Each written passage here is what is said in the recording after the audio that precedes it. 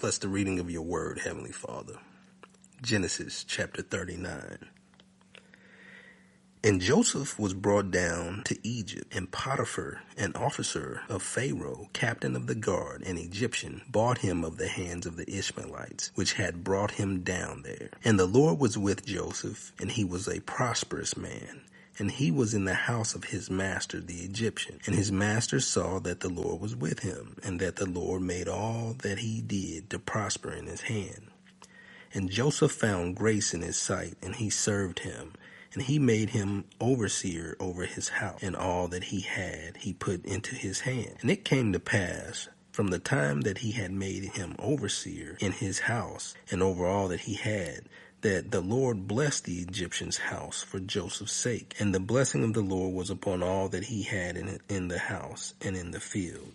And he left all that he had in Joseph's hand, and he knew not aught he had save the bread which he did eat.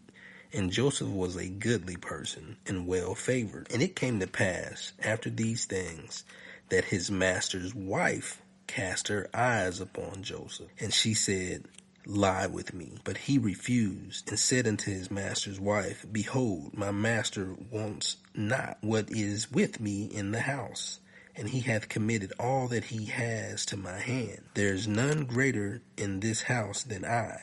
Neither has he kept back anything from me but you, because you are his wife. How then can I do this great wickedness and sin against God?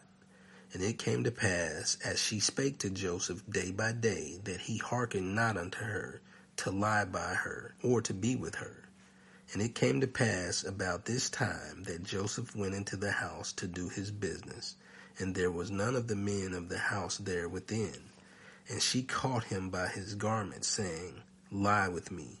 And he left his garment in her hand, and fled, and got him out. And it came to pass, when she saw that he had left his garment in her hand, and was fled forth, that she called unto the men of her house, and spake unto them, saying, See, he hath brought an Hebrew unto us to mock us. And he came in unto me to lie with me, and I cried with a loud voice. And it came to pass, when he heard that I lifted up my voice and cried, that he left his garment with me and fled, and got him out. And she laid up his garment by her until his Lord came home. And she spake unto him according to these words, saying, The Hebrew servant which you hast brought unto us came in unto me to mock. And it came to pass, as I lifted up my voice and cried, that he left his garment with me and fled out. And it came to pass, when his master heard the words of his wife, which she spake unto him, saying, After this manner did the servant to me, that his wrath was kindled. And Joseph's master took him and put him into the prison, a place where the king's prisoners were bound, and he was there in the prison. But the Lord was with Joseph, and showed him mercy, and gave him favor in the sight of the keeper of the prison.